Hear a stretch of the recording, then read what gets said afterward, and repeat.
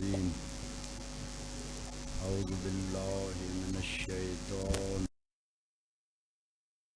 بسم الله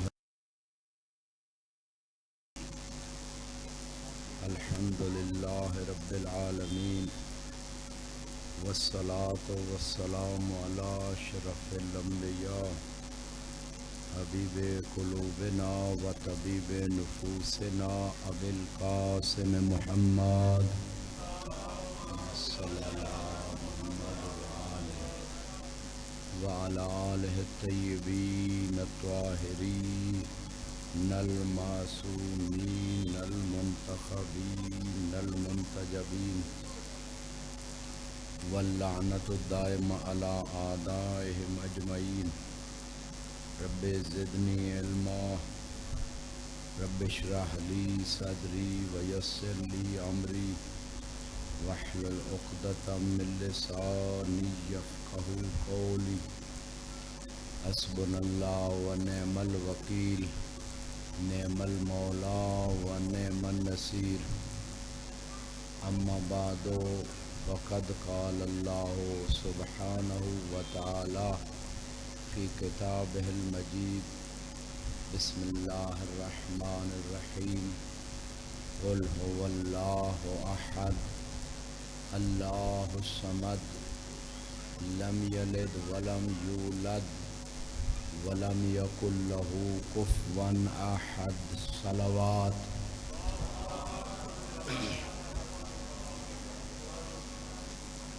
اگر گراں نہ گزرے تو پچھلے بندے آگے آ جائیں تاکہ سب کے لیے آئندہ آنے والوں کے لیے آسانی بھی ہو جائے۔ امام زمانہ علیہ السلام کے ظہور میں تعجیل کے لیے درود پڑھتے ہوئے آگے تشریف لے آئے۔ صلی اللہ محمد۔ مزید پچھلے بندے آگے تشریف لے آئے، مل کے ایک درود پڑھیں بار محمد و آل محمد۔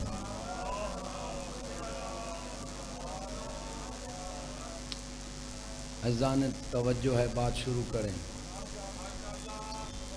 3 بندوں نے 4 نے ماشاءاللہ کئی باقیوں کو نہیں آتا۔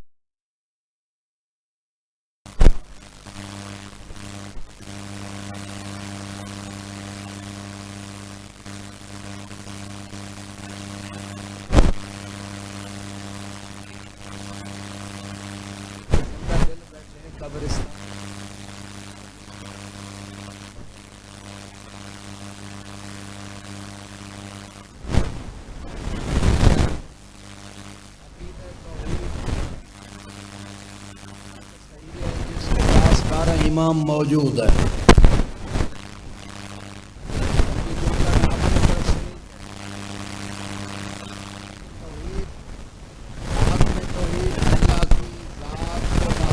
شریک ماننا، اللہ کی صفات کو اللہ کو وحدہ لا شریک ماننا،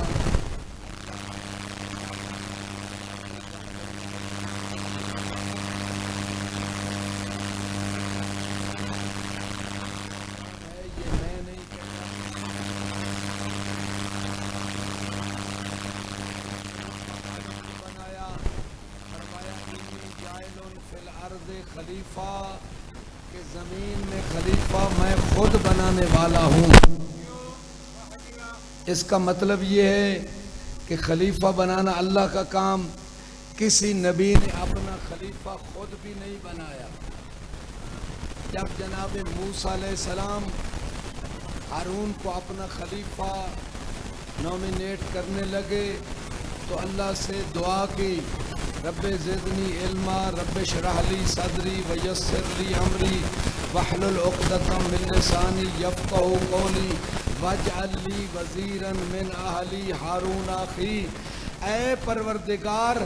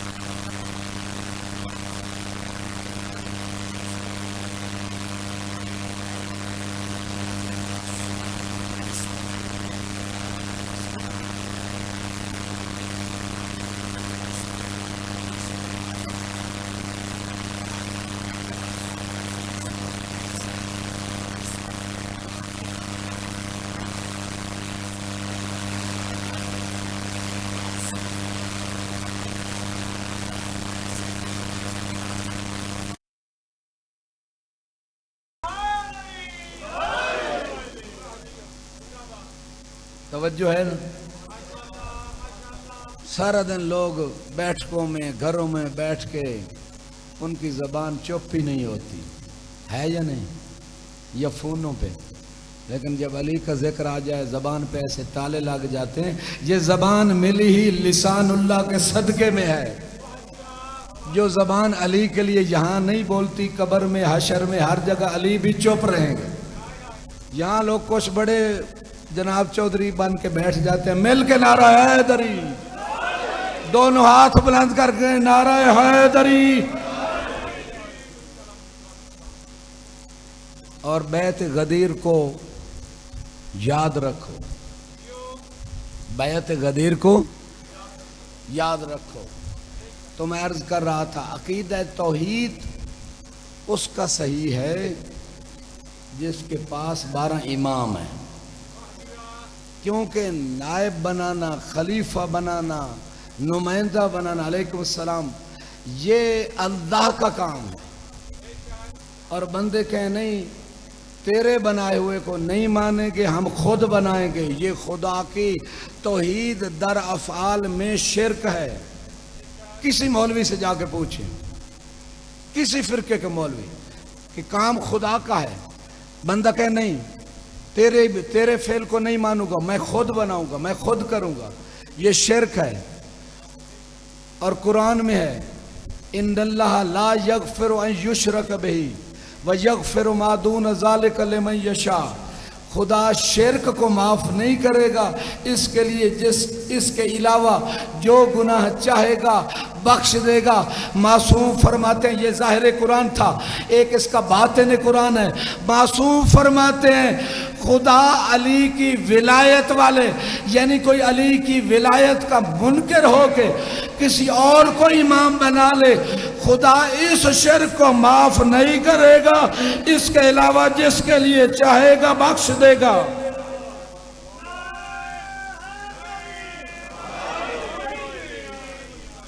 سلامت رہیں۔ کیا قرآن میں آیت میں نے اتاری ہے؟ الیوم اکملت لکم دینکم واتممت علیکم نعمتی ورضیت لکم الاسلام دینا۔ میرے سنی شیعہ بھائیو تھک کے نہ سننا، پوری توجہ سے ذمہ داری سے عرض کر رہا ہوں۔ الغدیر 11 جلدوں میں علامہ امینی نے 20 سال کی محنت، سوشل میڈیا کا دور نہیں تھا، ہندوستان، مصر، پوری دنیا کی سنی شیعہ لائبریریوں کو چھان چھان کے سنی شیعہ کتابوں کے حوالے اکٹھے کر کے غدیر کی حدیث کو بھی ثابت کیا، غدیر میں 12 ائمہ کی امامت و ولایت کو بھی ثابت کیا۔ 11 جلدوں میں غدیر کی کتاب موجود ہے۔ پوری توجہ چاہتا ہوں، گویا اللہ کے رسول نے خطبہ غدیر کو، سوشل میڈیا کا دور ہے، گوگل پہ سرچ کر لیں، ایک لمبا خطبہ غدیر ہے، کئی گھنٹے چاہیے سمجھنے، سننے، ترجمے کے ساتھ اس کو پڑھنے کے لیے۔ خطبہ غدیر کو پڑھو۔ اللہ کے رسول نے فرمایا تھا کہ میرے بعد فقط ایک علی نہیں 12 علی ہیں، جو امام بھی ہیں، جو میرے خلیفہ بھی ہیں، جو میرے وزیر بھی ہیں، جو میرے وصی بھی ہیں۔ ہر لفظ اللہ کے رسول نے استعمال کیا کہ کل کو 14ویں صدی کا ملا یہ نہ کہہ دے کہ مولا کا معنی فقط دوست ہوتا ہے۔ اللہ کے رسول نے ہر لفظ استعمال کیا۔ اس خطبہ غدیر میں فرمایا میرے بعد 12 امام ہیں، میرے بعد 12 خلیفے ہیں، میرے بعد 12 وزیر ہیں، پہلا علی ہے، آخری مہدی ہے۔ جب اللہ کے رسول نے یہ پیغام پہنچا دیا اور فرمایا جو حاضر ہیں وہ غیب تک پہنچائیں، جو والدین ہیں وہ اگلی نسلوں تک اس پیغام کو قیامت تک کے لیے پہنچائیں۔ جب اللہ کے رسول نے یہ میسج دے دیا تب وہی آئی، الیوم اکملت لکم دینکم واتممت علیکم نعمتی ورضیت لکم الاسلام دینا۔ آج غدیر کے دن دین مکمل ہوا، نعمتیں تمام ہوئی، اللہ اسلام سے راضی ہو گیا۔ اب میں نے دیکھ رہے کون جاگ رہے، خدا ایسے اسلام سے راضی نہیں ہے جس میں 12 ائمہ کی امامت و ولایت کا عقیدہ نہیں ہے۔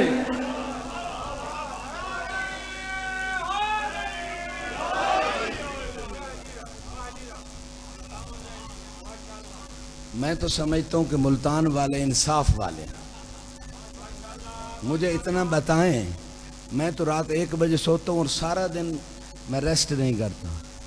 جتنے معلومات میں نے پیش کی، ہاتھ کھڑا کرنا، 11 جلدیں جو غدیر کی ہیں، جو علی کی امامت، ولایت، خلافت، وزارت، وصایت، یہ سارے اعلان اللہ کے رسول نے غدیر پہ کیے ہیں۔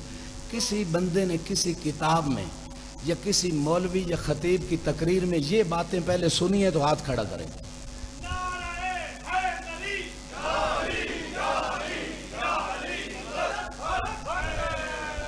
اور اگر نہیں سنی تو پھر یہ انصاف نہیں کہ آپ ایسے بیٹھے ہوں سومم بوکمن اومیون بولیں، پتہ چلے علی والے بیٹھے ہیں۔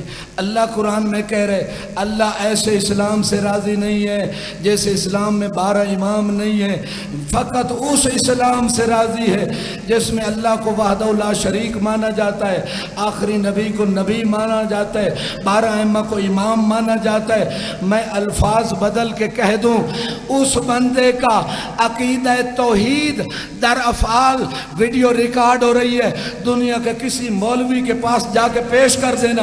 میں ذمہ داری سے عرض کر رہا ہوں، توحید فقط ذات میں اللہ کو وحدہ لا شریک ماننا نہیں ہے، فقط صفات میں ماننا نہیں ہے۔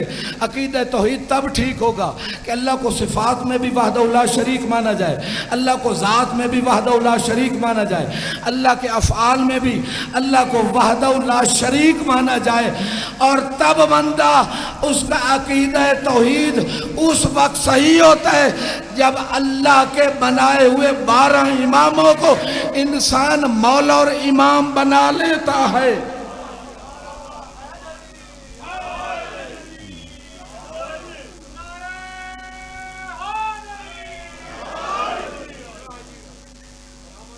یا تو یہ جو پچھلے سال میں پڑھتا رہوں پروفیسر صاحب، یا تو اکثر وہ مجمع نہیں ہے، کیونکہ پچھلے سالوں میں ایسے حالات نہیں تھے، یا مجمع نیا ہے یا کوئی اور نحوست ہے۔ ایک درود پڑھے بار محمد و آل محمد۔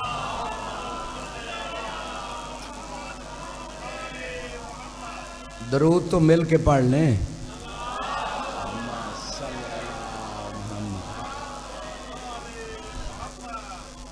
اور یہ کوئی خطیب پہ احسان نہیں ہوتا بولنا، یہ خود فرشتوں سے سرٹیفکیٹ لینا ہوتا ہے کہ یہ بندے بیگار دینے نہیں آئے، عبادت کے لیے آئے ہوئے ہیں۔ ایک درود پڑھیں بار محمد و آل محمد۔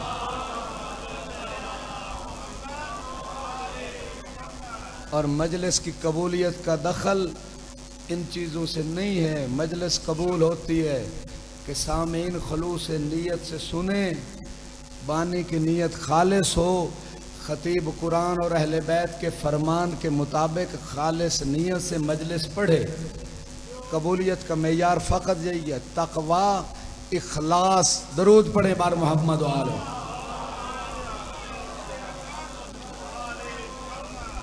ایک روایت میں ہے، ثواب الاعمال شیخ صدوق علیہ رحمہ کی کتاب ہے، وعقاب الاعمال، یعنی کتابیں 2 تھیں، ایک میں انہوں نے جمع کر دی۔ اعمال کا ثواب بھی ذکر کیا ہے اور اعمال کا عقاب بھی ذکر کیا ہے، برے اعمال کا عقاب اور اچھے اعمال کا ثواب۔ شیخ صدوق جیسے سچے عالم دین نے اپنی کتاب میں ذکر کیا ہے، اور شیخ صدوق یہ کوئی عام عالم نہیں ہے، امام زمانہ کی دعا سے پیدا ہوئے۔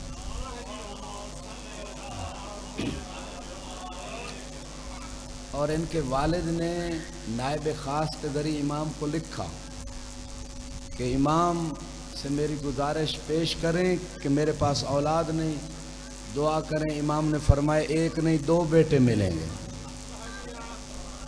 جو جاگ رہے ہیں، مانگا 1 تھا، ملے 2، اگلی بشارت بھی دی مولا امام زمانہ نے، دونوں ہمارے مذہب کے خادم ہوں گے، دونوں خدمت گزار ہوں گے۔ انہوں نے ثواب الاعمال کتابیں یہ پڑھا کریں، جوان ڈاؤن لوڈ کریں۔ ثواب الاعمال میں ایک روایت شیخ صدوق نے لکھی ہے کہ جو بندہ 100 مرتبہ کہے لا الہ الا اللہ الملک الحق المبین، لا الہ الا اللہ، الملک الحق المبین، تین اسم جو ہے نا، الملک الحق المبین۔ لا الہ الا اللہ تو ساروں کو آتا ہے، پڑھو لا الہ الا اللہ۔ لا الہ الا اللہ تو بلند آواز سے پڑھیں، لا الہ الا اللہ۔ اور لا الہ الا اللہ بھی اسی کا قبول ہے جس کے پاس 12 امام ہیں۔ اور میں نہیں کہہ رہا امام رضا نیشا پور پہنچے، جب مامون نے بلوایا امام کو نیشا پور میں 18,000 علماء اہل سنت کے اکثر علماء جمع ہوئے، انہوں نے کہا اپنے نانا کی کوئی حدیث ہی سنا دیں۔ امام رضا علیہ السلام نے بس ایک حدیث سنائی، فرمایا میرے بابا نے اپنے بابا سے رسول خدا تک حدیث کا سلسلہ ہے، سلسلہ ذہبیہ، فرماتے ہوئے سنایا کہ اللہ کے رسول نے سنایا تھا، من قال لا الہ الا اللہ دخل الجنہ، کہ جو لا الہ الا اللہ دل سے پڑھ لیتا ہے کہ اللہ کے علاوہ کوئی معبود نہیں ہے، یہ عقیدہ بنا لیتا ہے، عقیدہ توحید اس کا ٹھیک اگر ہو جاتا ہے، دخل الجنہ، وہ جنت میں داخل ہو جائے گا۔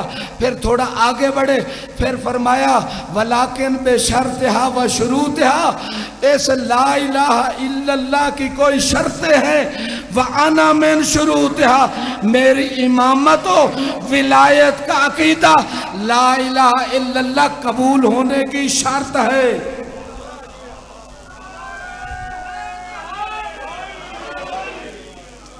سلامت رہے، سلامت رہے۔ نعرہ لگا لیکن ٹوٹ گیا، دونوں ہاتھ بلند کر کے نعرہ حیدری۔ تو عرض کر رہا تھا شیخ صدوق الہرامہ نے، وقت نہیں ہوتا میں تیزی سے گزر رہا ہوں، شیخ صدوق الہرامہ نے ثواب الاعمال میں ایک عمل لکھا ہے کہ جو 100 مرتبہ کہے لا الہ الا اللہ الملک الحق المبین، 100 مرتبہ صبح کی نماز کے بعد کہیں تو بہتر ہے، چلو کسی ٹائم بھی کہ ایک تسبیح، 3 فائدے ملتے ہیں۔ نوفی عنہ الفقر، غربت ختم ہو جاتی ہے، آج کے دور کا بڑا مسئلہ، غربت ختم ہوتی ہے۔ استجلب الغنا، یہ عمل انسان کو فقیر سے غنی بنا دیتا ہے۔ اور تیسرا فائدہ اس عمل کا، استقرأ باب الجنہ، جو بندہ خالص نیت سے، خالص عقیدہ توحید سے یہ عمل کرتا ہے اگلے پچھلے بندوں، پھر وہ جنت کا دروازہ کھٹکھٹائے گا، یعنی جنت کے دروازے پہ پہنچے گا۔ اب اگلی بات کہہ رہا ہوں ان لوگوں کے لیے کہ جو لوگ بڑے خاموش بیٹھے، ان کے لیے اگلا جملہ، جب اللہ کے رسول معراج پہ تشریف لے گئے، وہاں کی روایات علامہ مجلسی نے مختلف روایات کو جمع کیا، بہت ساری روایات، لیکن ایک روایت ایسی ہے، یہ لا الہ الا اللہ الملک الحق المبین کا عمل جو ہے انسان کو جنت کے دروازے پہ پہنچا دے گا۔ دائیں والے بندے بائیں، اگلے پچھلے، ہر بندہ پوری توجہ رکھیے گا، بندے آتے رہیں گے، انشاءاللہ ایمان میں تازگی بھی آئے گی۔ سلمان و ابو ذر بننے کے لیے یہ عمل بتا رہا ہوں، جب جنت کے دروازے پہ پہنچیں گے اور جنت کی کنڈی کو ہلائیں گے جو یاقوت کی بنی ہوگی، روایت کہتی ہے پہنچیں گے لا الہ الا اللہ الملک الحق المبین کے عمل سے، جب جنت کے دروازے پہ پہنچیں گے اور جنت کی کنڈی کو ہلائیں گے تو اس سے ایک ہی آواز آ رہی ہوگی، یا علی یا علی یا علی۔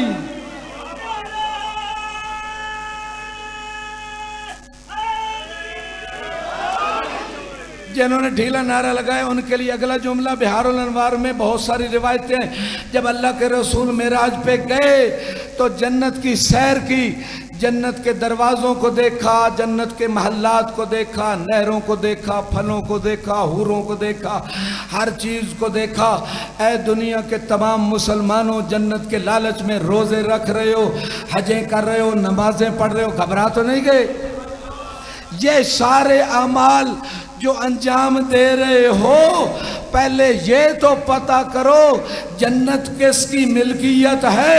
رسول اللہ فرماتے ہیں کہ میں جب جنت میں گیا، میری طرف توجہ رہے، جب میں جنت میں گیا، جس دروازے کو دیکھا، جس پردے کو دیکھا، جس پتے کو دیکھا، جس پھل کو دیکھا، جس حور کو دیکھا، جس محل کو دیکھا، ہر چیز پہ بس ایک ہی نام لکھا ہوا تھا، علی علی علی۔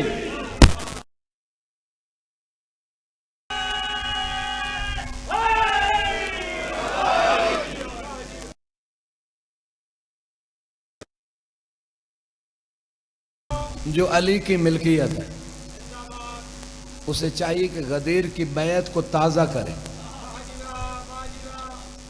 کیونکہ غدیر کی بیعت کا معنی یہ ہے کہ غدیر کے بعد میرے 12 امام اور مولا آقا و سردار ہیں، دنیا کا مسئلہ ہو یا آخرت کا، میں ہر کام اپنے مولا کی مرضی سے کروں گا۔ غدیر کی بیعت کا یہ معنی ہے۔ جو بندے کہتے ہیں میں مولائی ہوں، مولائی اگر صحیح معنوں میں اگر کوئی ہے تو مالک اشتر ہے، ابو ذر ہے، سلمان ہے۔ جو مولا کی مرضی کے بغیر کوئی کام نہیں کرتے، جس نے غدیر کی بیعت کا عہد نبھایا ہے وہ دیکھتا مولا کی مرضی سے ہے، سنتا مولا کی مرضی سے ہے، کھاتا مولا کی مرضی سے ہے، پیتا مولا کی مرضی سے ہے، سوتا مولا کی مرضی سے ہے، ہر کام مولا کی مرضی کے مطابق کرتا ہے۔ اور روز قیامت سوال بھی ہوگا، قرآن میں ہے ان السمع والبصر والفؤاد کل اولئک کان عنہ مسئولا۔ جس مکتب فکر کے مولوی کے قرآن کے ترجموں کو اٹھا کے دیکھ لیجئے گا، اس میں یہ ترجمہ ہوگا کہ روز قیامت جو ہے قوت سماعت سے سوال ہوگا، قوت بصارت سے ہوگا، دل سے ہوگا۔ لیکن یہ سوال جوانوں خصوصاً میڈیا کے دور میں آنکھیں جو دیکھتی ہیں سوال ہوگا، قرآن کہہ رہا ہے، جو کان سنتے ہیں سوال ہوگا، جو دل سوچتا ہے سوال ہوگا۔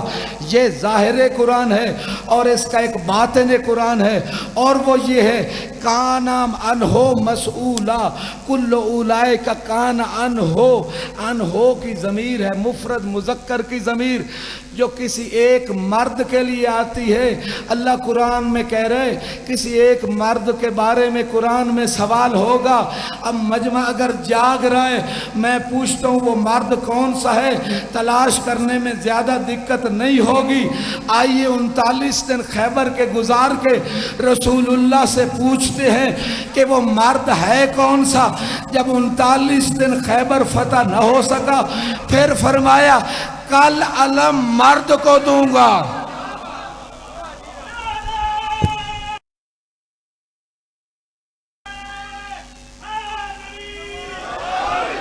سلامت رہیں۔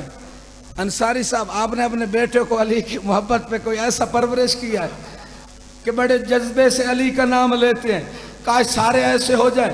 پوری توجہ چاہتا ہوں، فقط یہ نہیں فرمایا تھا کہ کل علم مرد کو دوں گا، بلکہ ایک اور جملہ، علی کے تمغوں میں سے پورے علی کا لوگ مقابلہ کرنا چاہتے ہیں، ایک ضربت کا مقابلہ ہو نہیں سکتا، ایک رات کا علی کے سونے کا مقابلہ ہو نہیں سکتا، پورے علی کا مقابلہ کیسے کرو گے؟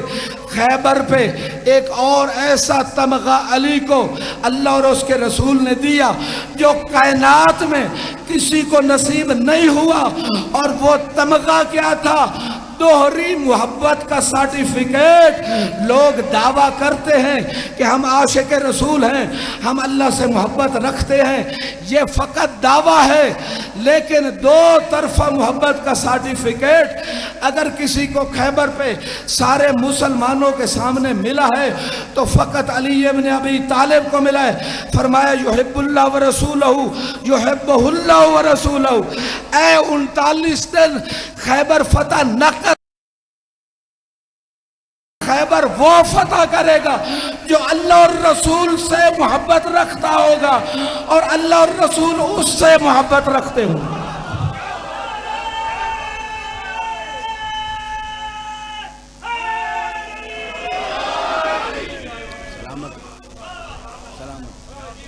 سلامت۔ کاظمی صاحب کے آنے سے ایک اور جملہ، اگر یہ 39 دن والے اللہ اور رسول سے صحیح محبت رکھتے ہوتے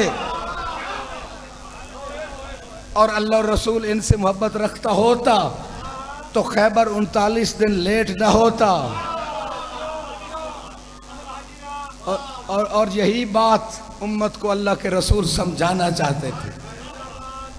آج بھی امت جو فلسطین میں بچے مارے جا رہے ہیں، آج بھی امت جو ذلت کا شکار ہے، جو کمزوری کا شکار ہے، جو غلامی کا شکار ہے، اگر اس غلامی سے، اس ذلت سے، اس گمراہی سے، اس ناکامی سے، اس غلامی سے نکلنا چاہتے ہو تو فاتح خیبر کے ماننے والے علی خامنائی جیسوں کی تقلید میں آ جاؤ.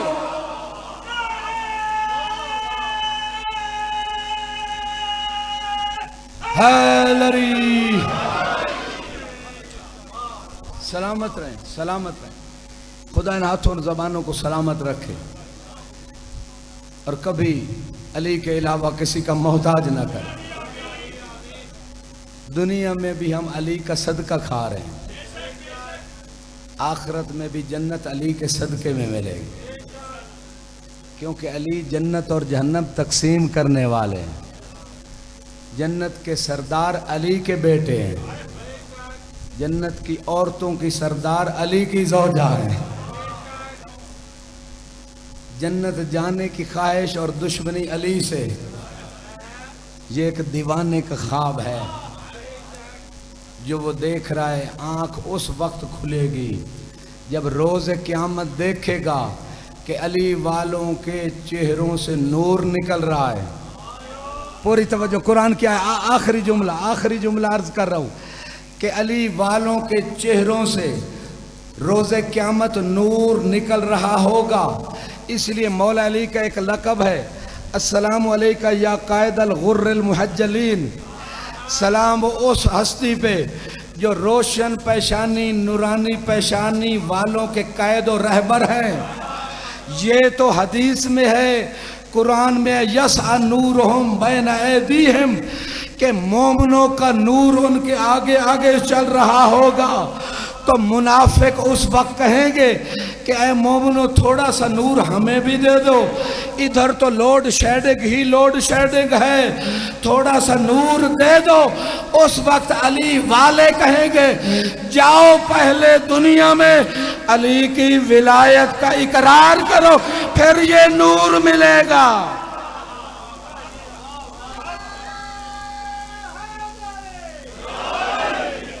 سلامت. اللہ اکبر، اللہ اکبر. یا رسول اللہ،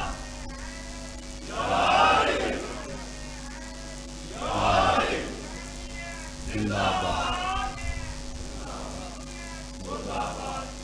مردہ باد.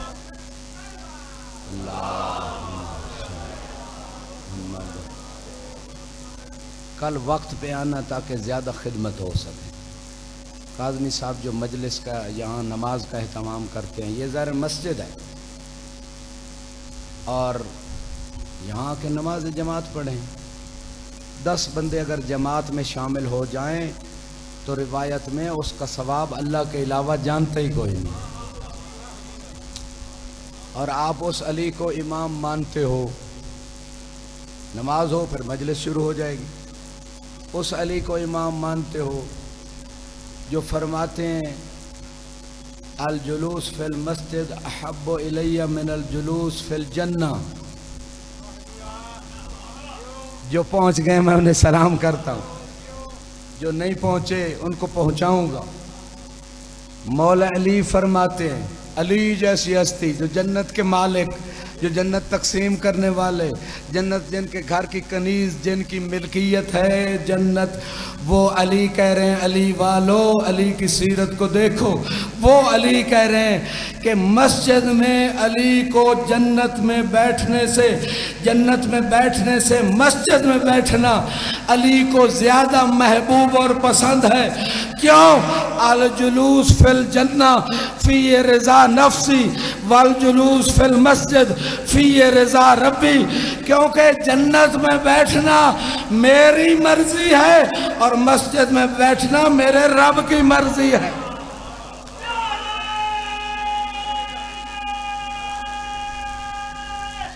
حیدری سلامت رہیں۔ چلو علی علی علی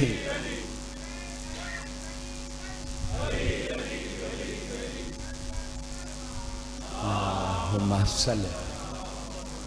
یہ مسجد کی طرف میں نہیں بلا رہا جنہوں نے ڈھیلا نعرہ لگایا، علی بلا رہے ہیں جو علی کو امام مانتے ہیں۔ جب مسجد میں مومن آتا ہے، روایت کہتی ہے وہ ایسے ہی پرسکون ہو جاتا ہے جیسے مچھلی پانی میں پرسکون ہو جاتی ہے، اور جب مسجد میں منافق آتا ہے ایسے ہی وہ بے چین ہو جاتا ہے جیسے مچھلی پانی کے باہر بے چین ہوتی ہے۔ دونوں ہاتھوں کو بلند کر کے نعرہ حیدری۔ آج 8 محرم ہے عزادارو، بس 2 دن کا مہمان رہ گیا ہے۔ علی و بطول کا بیٹا 7 محرم کو پانی بند نہیں ختم ہو گیا تھا، ہر طرف سے العطش کی آوازیں آ رہی ہیں۔ جناب عباس آتے ہیں، مولا مجھے جنگ کی اجازت دیں۔ امام حسین نے ایک جملہ پڑھا، یا عباس انت صاحب لوائی، عباس تو میری فوج کا علم بردار ہے، جب علم بردار چلا جائے جنگ ختم ہو جاتی ہے۔ سنو گے عزادارو، مولا عباس نے کیا کہا مولا حسین اب مجھ سے برداشت نہیں ہوتا، میری آنکھوں کے سامنے علی اکبر کا قاتل پھر رہا ہے، میری آنکھوں کے سامنے کہیں قاسم کا قاتل پھر رہا ہے، خیموں سے العطش کی آوازیں آ رہی ہے۔ عزادارو، امام حسین نے فرمایا عباس ضرور جانا چاہتے ہو، تھوڑا پانی طلب کرو۔ گئے ہیں عباس، خطبہ دیا، ظالموں تم نے مولا حسین کی اولاد بھی مار ڈالی، اصحاب بھی مار ڈالے، اب چھوٹے بچے اور مستورات رہ گئی ہیں، العطش کی آوازیں آ رہی ہے، تھوڑا سا پانی دے دو۔ عزادارو سنو کہ شمر کا جواب، کہا یبن ابی تراب لو کان وجہ العرض مشمولا بالماء وہو تحت قدرتنا لم نسکی منکم منہا قطرتن۔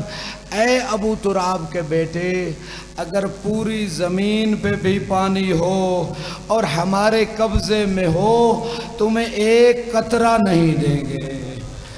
جب مولا حسین نے یہ جواب سنا، امام نے سر جھکایا، روایت کہتی رونا شروع کیا، شاید اس لیے رو رہے تھے یہ فرات تو میری ماں کا حق مہر ہے، یہ فرات جس سے جانور تو پی رہے ہیں لیکن اہل بیت کے بچے پیاسے ہیں۔ عزادارو مولا عباس چلے، امام حسین نے الوداع کیا۔ کہوں گا مولا عباس مظلوم ضرور ہو لیکن خوش قسمت ہو، کوئی الوداع کرنے والا تو ہے۔ کاش اس وقت ہوتے جب مولا حسین یہ ندا دے رہے تھے، ہے کوئی غریب کو گھوڑے پہ سوار کرانے والا۔ اجرکم اللہ۔ مولا عباس نے 4000 کے لشکر سے جنگ کی۔ عزادارو 3 دن کے پیاسے عباس 4000 سے جنگ لڑ کے جب فرات میں پہنچے ہیں نا، پانی کی ٹھنڈک محسوس ہوئی، جگر کباب ہو رہا تھا۔ جو رونے آئے ہو ان کے لیے جملہ کہہ رہا ہوں، چلو میں پانی لیا، پینے کا ارادہ کیا، عباس تیری وفاؤں پہ قربان جاؤں، تذکر عطش الحسین، مولا حسین کی پیاس یاد آئی، کہا عباس یہ نہیں ہو سکتا تو پانی پیے تیرا مولا حسین پیاسا ہو۔ اجرکم اللہ۔ تذکر عطش السقینہ، سقینہ کی پیاس یاد آئی، پانی پھینکا، مشک کو بھرا، کاندھے پہ ڈالا، اب لشکر نے چاروں طرف سے گھیرا۔ عمر بن سعد کہتا ہے اگر خیموں میں پانی پہنچ گیا ان کا مقابلہ نہیں ہو سکے گا۔ عزاداروں کوئی تیر مارتا تھا، کوئی تلوار مارتا تھا، کوئی نیزہ مارتا تھا۔ جو رونے آئے ہو، ایک ظالم نے جناب عباس کے بازو پہ وار کیا، دایاں بازو شہید ہوا۔ عباس مولا نے مشک کو بائیں بازو میں لیا۔ عزاداروں جناب عباس نے ایک جملہ کہا، انی احامی ابداً عن دینی واللہ ان قطعتم یمینی، اگر میرا بازو شہید بھی ہو گیا ہے پھر بھی میں دین کی حمایت میں لڑتا رہوں گا، سچے امام کے دفاع میں لڑتا رہوں گا۔ عزاداروں ظالموں نے بایاں بازو شہید کیا۔ اب مولا عباس نے مشک کو دانتوں میں لیا۔ مولا عباس کی پوری کوشش ہے کہ پانی خیمے میں پہنچ جائے۔ سوال کرتا ہوں کیا پانی خیموں میں پہنچا؟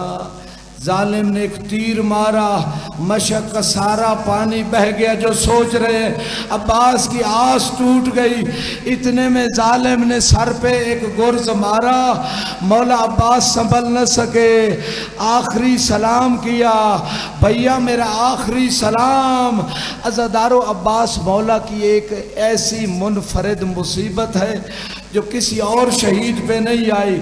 جب بھی کوئی شہید زین سے زمین پہ آتا اس کے بازو سلامت ہوتے تھے، لیکن تنہا عباس ہیں، آنکھوں میں تیر ہے، بازو سلامت نہیں ہے، پتہ نہیں زین سے زمین پہ کیسے آئے ہوں گے۔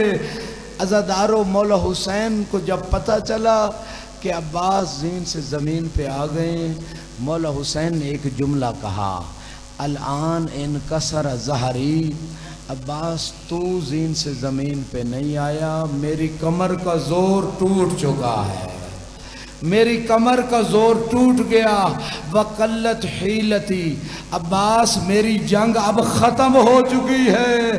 تیسرا جملہ بہنوں کے لیے عرض کر رہا ہوں، بیٹیوں کے لیے، تیسرا جملہ مولا حسین نے کہا، والآن شامت بی عدوی، عباس اب دشمن مجھے تانے دے گا۔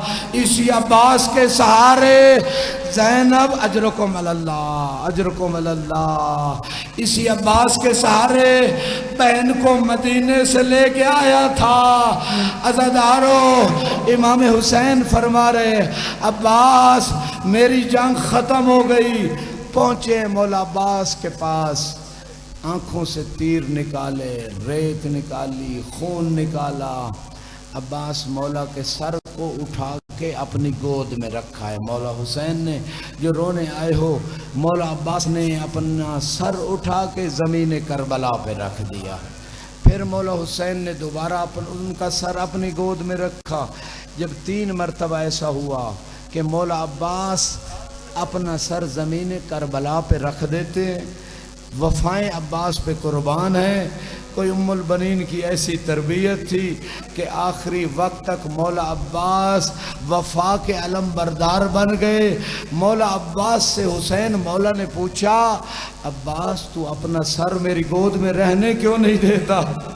مولا عباس نے کہا، اے میرے آقا ابھی تو آپ میرا سر اٹھا رہے ہو، تھوڑی دیر بعد جب شمر سینے پہ سوار ہوگا، بہن ٹلہ زینبیہ پہ کھڑی ہوگی، کوئی بچانے والا نہ ہوگا، جب تیرا سر قلم کر دیا جائے گا تیرے سر کو کون اٹھائے گا؟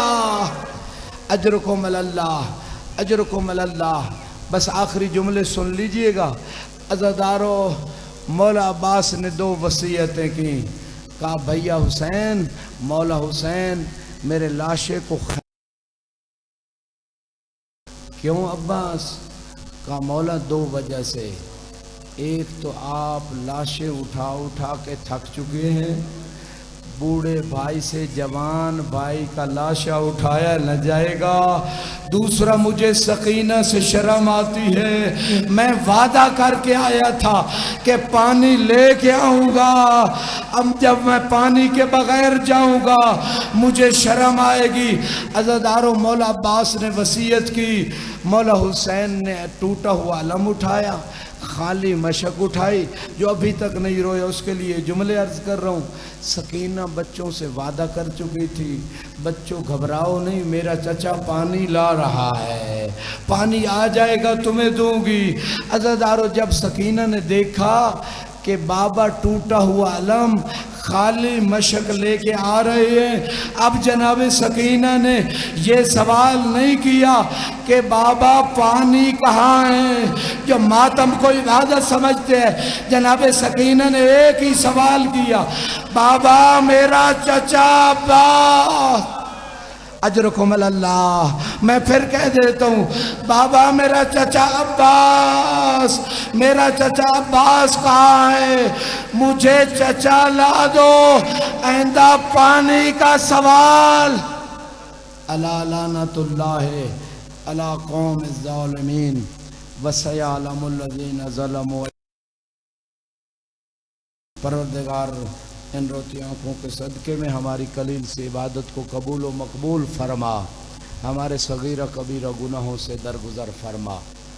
آمین کہنے سے دعا قبول ہوتی ہے۔ پروردگار جو مریض ہیں ان کو شفائے کاملہ عطا فرما، جن لوگوں نے میرے پورا فرما۔ بانیان مجلس کی کوشش کو اپنی بارگاہ میں بانیان مجلس کی کوشش کو اپنی بارگاہ میں قبول و مقبول فرما۔ پروردگار امام زمانہ علیہ السلام کے ظہور میں تعجیل فرما، ہمارے امام کو ہم سے راضی فرما، جو بے اولاد ہیں ان کو اولاد نرینہ عطا فرما، جو پریشان حال ہیں ان کی پریشانیوں کو دور فرما، سب کے رزق حلال میں اضافہ فرما، سب کو حج و زیارات نصیب فرمانا۔ جو میرے ذمہ دعائیں لگائیں گئیں، پروردگار ان تمام مومنین مومنات کی حاجات کو پورا فرما، سب کو صحت و سلامتی عطا فرما، علماء حقہ کا سایہ ہمارے سروں پہ قائم و دائم فرما، سنی شیعہ مسلمانوں کو مل کے عزاداری برپا کرنے کی توفیق عطا فرما، سب عزاداروں کی عزاداری قبول فرما، ملک پاکستان کی حفاظت فرما، اندرونی بیرونی دشمنوں سے اس کی حفاظت فرما۔ اپنی حاجات کی برابری کے لیے بانیان مجلس کی کوشش کو خدا کی بارگاہ میں قبول ہونے کے لیے آپ کی تندرستی اور صحت کے لیے مل کے ایک درود پڑھے بار محمد و عالم۔